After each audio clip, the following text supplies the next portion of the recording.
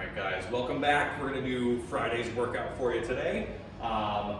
Little bit of unilateral work that we're gonna mix into the workout today, but all that you're gonna need is either a light dumbbell or a canned goods, something light. That is it. The rest of it, we're just gonna use our body. We're just gonna take you through a warm up to start, then I'll break down what this workout is. So starting, you just need to get down on the floor. We're gonna start with some quad rocks, okay? So getting yourself on all fours, hands and knees, dropping the butt back towards the heels, making sure that you're not dropping or rounding your back, coming straight back forward, all the way back. As you come forward, really press your palms into the floor. We're gonna feel that kind of activation in the shoulders a little bit, make sure the core is staying nice and engaged. This isn't just a loose body, movement. I want you guys to really engage, match your breathing as you rock front to back. We're just gonna do this a couple more times just to kind of, again, lubricate the joints a little bit, get your body warmed up a little bit. After that, what we're gonna do is we're gonna take one foot. I want you to step all the way forward to the outside of the hands. If this is plenty for a stretch, then just hold it here. Otherwise, you can essentially straighten out that back leg. We're gonna take the hand that is in between. You're gonna reach it up towards the ceiling and then come right back down. If you want to, get a little bit of a reach underneath, open right back up. Reach it right back down and through. Again, match the breath with it. This is a nice stretch. Gonna open up the body a little bit. You might feel a little bit of a stretch here. Also, when you're reaching, coming all the way back down. Hand comes back. I want you to go right back to that plank or essentially that kneeling position. And I want you to switch sides. Coming all the way over. Again, straightening the back leg if you need to. And again, if that's a little bit too aggressive, A-okay. Just keep that knee down. Open the arm all the way up. Reach it down and through. And match your breath with it. Exhale as you come down. Inhale as you open up. Just a couple more here. Good, last one. Good, if you're feeling particularly tight, do all of that or those two moves one more time. Otherwise, just get right into a downward facing dog. So hands come in, tuck the toes into the floor, drive the knees up and back, hips go towards the ceiling. Really open the hips up here. While you're here, all I want you to do is just do a couple calf pumps, okay? So alternate those calves. Nice and easy.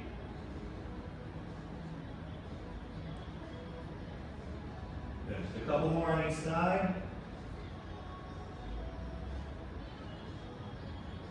Good, and then slowly bring it back down to plank, walk the feet in, we're just gonna bring it to a stand. After this, we've just got 3 more moves. I want you guys to run through them twice. I'm only gonna run through them once. As you guys are going through the second time, I'm gonna be explaining about what the heck this workout is. So to get us activated, we're gonna be doing some single leg hinges, all right? So anchoring one foot into the floor, a couple different options to do here.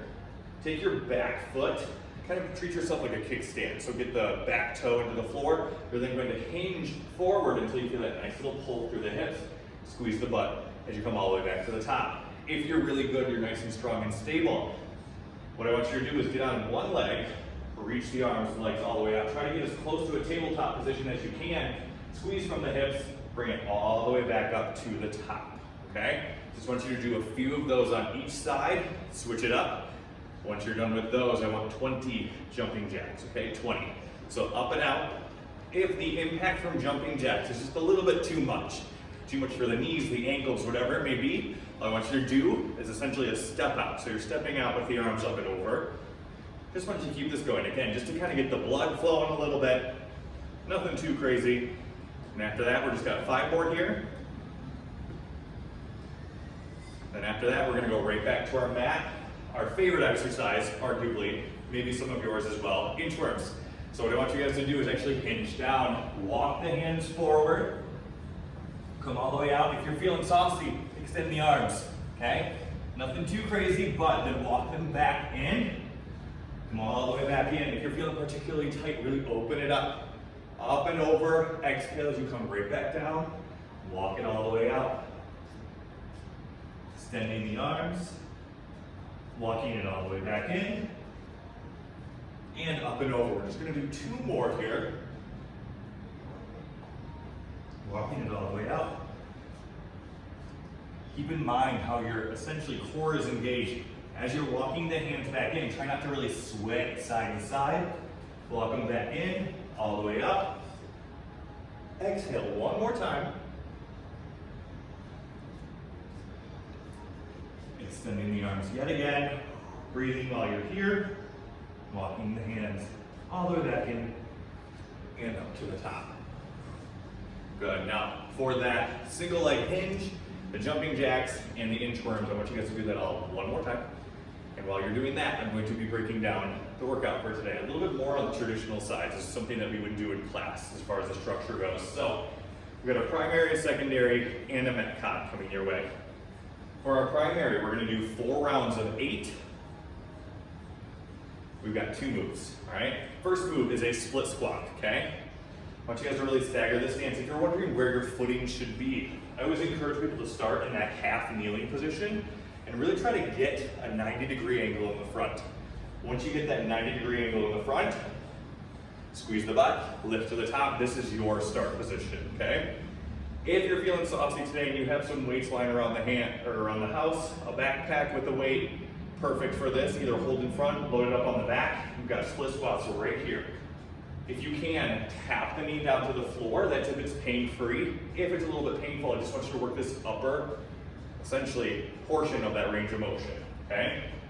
Once you get 8 here, we're gonna switch legs, all right? But you get the idea there. After that, so for the shoulders and the chest, we've got push-ups with a tap. 2 different versions that we can do here. Number 1, you have either a push-up with a tap, and then that's 1, or you can do a push-up, tap on one side, push-up, tap on the other side, and that's 1. Just depends on how you're feeling for the day. I just want you to get 8, whatever version that you're doing, okay? So if you're doing the tap push-up, it's going to be down, up, tap, and that's my 1, okay? Otherwise, you've got a push-up with a tap, and a push-up with a tap, and I just want you to get 8 on each side, all right? Pick your poison. If you need to eventually drop down to the knees, but the structure stays the same. Run through those 2 workouts 4 times, 8 on each, have some fun with it. After that, we're gonna go right into our secondary. Now this secondary, we're gonna run as a 3x10, all right? So, still focusing a little bit on the hips, as well as some of the posterior shoulder. This is some of the areas that are often neglected with home workouts. So we're gonna be showing you one move that we hope that you really enjoy. Essentially, the first move, single leg bridge. I know we all are familiar with these, so if you already know what them, awesome. To make and throw a little bit of a curveball at you, I want you to do 3 seconds on the way back down. So, for starters, anytime you're doing one of these, really make sure the low back is pressed into the floor. Arms can be at the side. I want you to just kind of hook lie the other leg up. As you come all the way up, I want you to think 3 seconds as you come down. So 1, 2, 3, and I'm not totally resting at the bottom. I'm just kind of grazing the glutes before I come all the way back up. 1, 2, 3, and right back up to the top. Really isolating essentially the hamstrings and the glutes over here. 10 times on that leg, and then I'll switch it up. All right?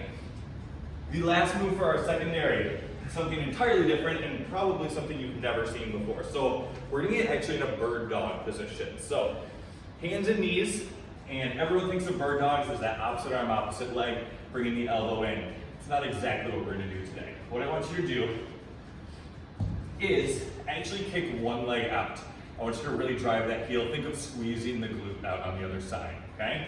I'm gonna switch legs so you can kind of see what I'm gonna do with my arm, okay? The other arm is going to be reaching and actually pulling all the way down wide on the side, okay? Driving the elbow, kind of like you're squeezing a pencil underneath your armpit before you reach all the way back out. Really making sure that you're not rotating through your torso, okay? Now, for a lot of you, they're probably looking at it kind of going, this is a fairly simple move. Add a light weight. You do not need a lot for this one, okay?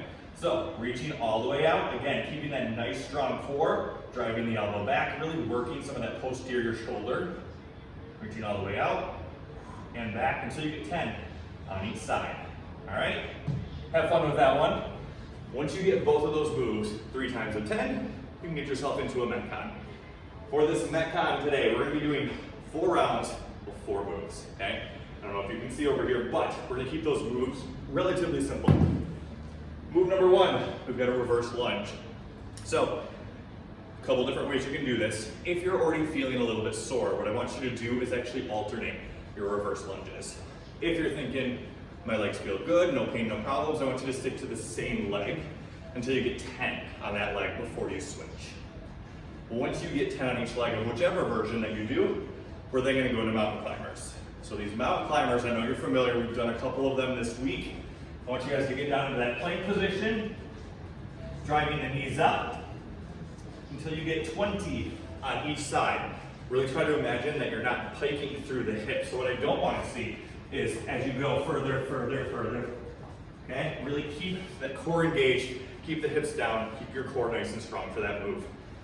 After that, we've got skier jumps. We're gonna be going side to side. We're moving laterally now. Really planting one leg, coming up and over. Really sticking the landing, coming up and over. If that's something, again, a little too dynamic, it's painful for the knees, the ankles, whatever it may be, I want you to turn it into a curtsy instead. So you're stepping behind, just coming up in two. If you're doing the curtsy, I want you to try and stick to the same side as well. If you're starting to get worn down from them, then get into the alternating, okay? That one is 10 on each side. The last move is a reverse crunch. So for these, I want you to get down on your backside. If you do these correctly, 10 is plenty, okay? So what I want you to do is I want you to think, well, a couple ways you can do it. You can start with kind of your knees bent. What I want you to do is actually curl them in like so. You're gonna get a little bit of that low back off the floor, a little bit, just get that little crunch before you come all the way back down. Tap the heels, right back up. If that is way too easy, and I know a couple of you are probably assuming that, I want you to straighten the legs out. Same thing, little bit of a crunch, come all the way back down. Make sure not to strain your neck on this one until you get 10. So you're gonna run through all 4 of those, 4 rounds. Do a little bit of stretching at the end and have yourself a nice fry yay.